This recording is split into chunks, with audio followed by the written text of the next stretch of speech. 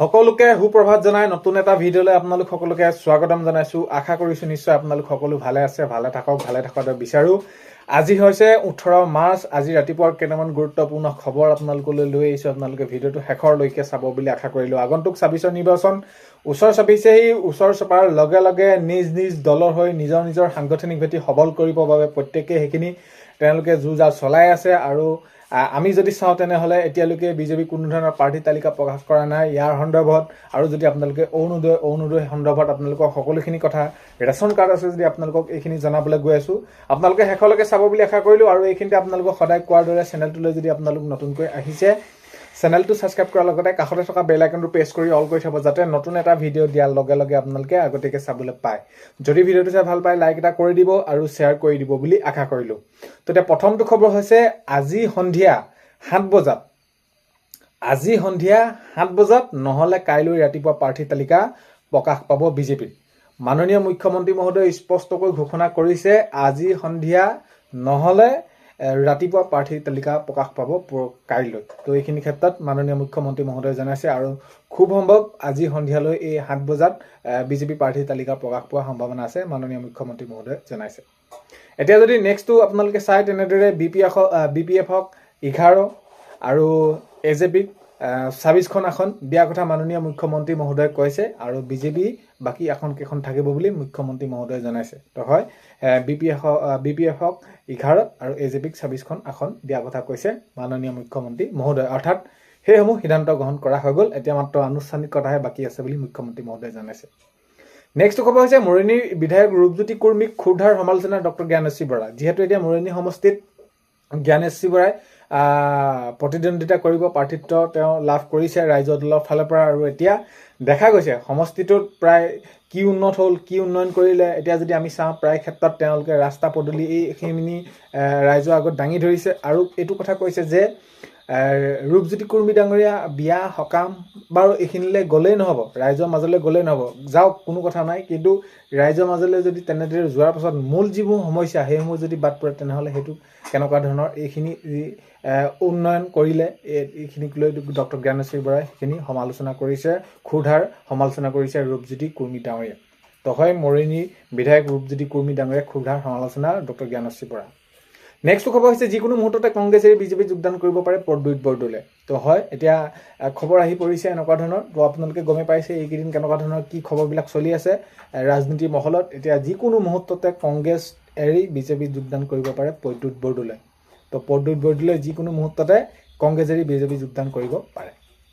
Next খবৰ হৈছে অজাপৰ প্ৰথমখন প্ৰাৰ্থী তালিকা ঘোষণা। তো হয় অজাপৰ প্ৰথমখন প্ৰাৰ্থী তালিকা ঘোষণা কৰে লুৰিণজ্যোতি গগৈ ডাঙৰীয়াই তেনেদৰে সংবাদমেল সম্বোধন কৰি। তো এতিয়া অজাপৰ প্ৰথমখন প্ৰাৰ্থী তালিকা ঘোষণা কৰে। নেক্সট খবৰ হৈছে AYDFৰ দ্বিতীয়খন প্ৰাৰ্থী তালিকা ঘোষণা। তো হয় AYDF ফালৰ পৰা দ্বিতীয়খন প্ৰাৰ্থী তালিকা ঘোষণা কৰিছে। তো AYDF ফালৰ পৰা দ্বিতীয়খন প্ৰাৰ্থী তালিকা ঘোষণা কৰিছে বদৰুদ্দিন আজমল ডাঙৰীয়াই। নেক্সট খবৰ হৈছে কোনো সনাতনী হিন্দু কংগ্ৰেছত থাকিব নোৱাৰে।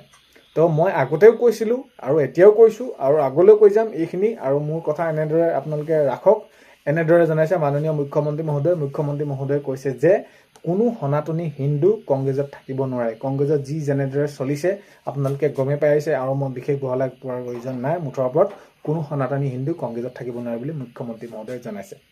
নেক্সট খবৰ হৈছে বিজেপিত যোগদান কৰিলে প্ৰদ্যুৎ বৰদলৈলৈ এখন আসন এৰি দিম। মুখ্যমন্ত্ৰী মহোদয়ে এটা ডাঙৰ তেনেদৰে এটা ঘোষণা কৰিছে।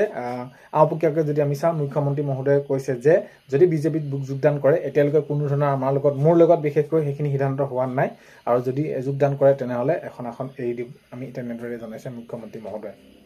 তো নেক্সটটো খবৰ হৈছে মোৰ বহুত ক্ষোভ আছে, মই প্ৰকাশ কৰি দিয়া নাই।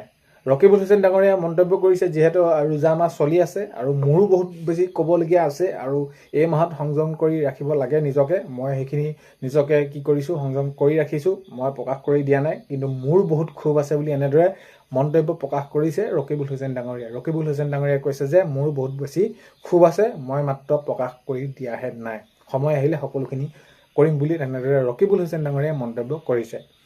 নেক্সট খবৰ হৈছে বিজেপিলৈ আহিলে প্ৰদ্যুৎ বৰদলৈক ভূপেন বৰাৰ দৰে সন্মান দিম। তো মাননীয় মুখ্যমন্ত্ৰী মহোদয়ে এইখিনি ক্ষেত্ৰত স্পষ্টকৈ ঘোষণা কৰিছে, যিহেতু এতিয়া ওলাই আছে কথাবিলাক এনেকুৱা ধৰণৰ। তো এতিয়া বিজেপিলৈ যদি আহে, এতিয়ালৈকে কোনো ধৰণৰ মোৰ লগত আলোচনা হোৱা নাই আৰু উচ্চ স্তৰীয়ৰ লগতো কোনো ধৰণৰ আলোচনা হোৱা নাই, মই এইখিনি গম পোৱা নাই। কিন্তু যদি তেওঁ বিজেপিলৈ আহিব বিচাৰে বা আহে প্ৰদ্যুৎ বৰদলৈক, ভূপেন বৰাৰ দৰে সন্মান দিম বুলি মাননীয় মুখ্যমন্ত্ৰী মহোদয়ে এইখিনি তেনেদৰে মন্তব্য কৰিছে। নেক্সট খবৰ এইটো যে আগন্তুক ২৬ নিৰ্বাচনত এতিয়া যিহেতু আজি সন্ধিয়া নহ'লে কাইলৈ ৰাতিপুৱা মাননীয় মুখ্যমন্ত্ৰী মহোদয়ে এইখিনি প্ৰাৰ্থী তালিকা ঘোষণা কৰাৰ কথা কৈ আছে। সকলোখিনি হৈয়ে গৈছে, আনুষ্ঠানিকতা বাকী আছে। আৰু এইখিনি ক্ষেত্ৰত তেওঁক প্ৰশ্ন কৰা গৈছিলে যে নতুন মুখ তেনেদৰে সেইখিনি দেখা পাবনি নতুন প্ৰাৰ্থীটো। এইখিনি ক্ষেত্ৰত মাননীয় মুখ্যমন্ত্ৰী মহোদয়ে জনাইছে যে নতুন যুৱশক্তি থাকিব, নতুন মুখ বহুত দেখা যাব আৰু মহিলাকো অগ্ৰাধিকাৰ দিয়া হ'ব, গুৰুত্ব দিয়া হৈছে বুলি মাননীয় মুখ্যমন্ত্ৰী মহোদয়ে জনাইছে। আৰু পুৰণি কোনোবা বিধায়ক তেনেদৰে বাদ পৰিব নেকি, এইখিনি ক্ষেত্ৰত মুখ্যমন্ত্ৰী মহোদয়ে জনাইছে, যিহেতু সমষ্টি ডিলিমিটেশ্যনৰ পাছত এইখিনি ২-১জন বিধায়ক তেনেদৰে বাদ পৰিব বুলি মুখ্যমন্ত্ৰী মহোদয়ে জনাইছে। নেক্সট খবৰ হৈছে জুবিন ক্ষেত্ৰৰ দেৱাল নিৰ্মাণৰ কাম আৰম্ভ। আৰু এতিয়া জুবিন ক্ষেত্ৰৰ যি পৰিস্থিতি, কেনেকুৱা ধৰণৰ এটা পৰিৱেশ হ'ল এজাক বৰষুণৰ পাছতে, তাৰ পিছৰ পৰ্যায়ত কেনেকুৱা ধৰণৰ এটা কি কথা আলোচনা হৈ আছে, তাৰ সেইখিনি আপোনালোকে খবৰবিলাক পাই আছে। তো এতিয়া মুখ্যমন্ত্ৰী মহোদয়ে যিহেতু কৈছিলে প্ৰথমতে সেইখিনি দেৱালৰ কাম আৰম্ভ হ'ব, আৰু এতিয়া জুবিন ক্ষেত্ৰৰ দেৱাল নিৰ্মাণৰ কাম আৰম্ভ কৰা হৈছে। নেক্সট খবৰ হৈছে খোৱাং সমষ্টিত প্ৰতিদ্বন্দ্বিতা আগবঢ়াব লুৰিণজ্যোতি গগৈ। যিহেতু তেওঁলোকৰ প্ৰাৰ্থী তালিকা ঘোষণা কৰিলে আৰু খোৱাং সমষ্টিৰ পৰা প্ৰতিদ্বন্দ্বিতা আগবঢ়াব লুৰিণজ্যোতি গগৈয়ে এই খোৱাং সমষ্টিৰ পৰা তেওঁলোকে প্ৰতিদ্বন্দ্বিতা আগবঢ়াব লুৰিণজ্যোতি গগৈ। নেক্সট খবৰ হৈছে সদৌ অসম ছাত্ৰ সন্থাৰ কাৰ্যনিৰ্বাহক, তেওঁলোকৰ সেইখিনি কাৰ্যনিৰ্বাহক অনুষ্ঠিত হৈ যায়। নেক্সট খবৰ হৈছে ২০ মাৰ্চত প্ৰকাশ পাব BPFৰ প্ৰাৰ্থী তালিকা। তো হয় এইখিনি ঘোষণা কৰিছে তেওঁলোকে, ২০ মাৰ্চত প্ৰকাশ পাব BPFৰ প্ৰাৰ্থী তালিকা। নেক্সট খবৰ হৈছে বহৰমপুৰৰ কংগ্ৰেছত ক্ষোভৰ জুই। তো হয় এতিয়া তেওঁলোকৰ যি তৃণমূল পৰ্যায়ত কংগ্ৰেছ তেওঁলোকৰ কৰ্মীসকল আছে, তেওঁলোকে সেইখিনি আগন্তুক ২৬ নিৰ্বাচনত যি মিত্ৰতা প্ৰসংগত তেওঁলোকৰ যি মাজত আলোচনা হৈ আছে, তো এইখিনিক লৈ তেওঁলোকৰ মাজত এটা জুই ক্ষোভৰ তেনেদৰে সেইখিনি উদগীৰণ হোৱাৰ নিচিনা দেখা গৈছে যে হয় আমি কাকো এৰি নিদিওঁ বা এনেকুৱা ধৰণৰ। তো এনেকুৱা ধৰণৰ মন্তব্য তেওঁলোকে কৰিছে।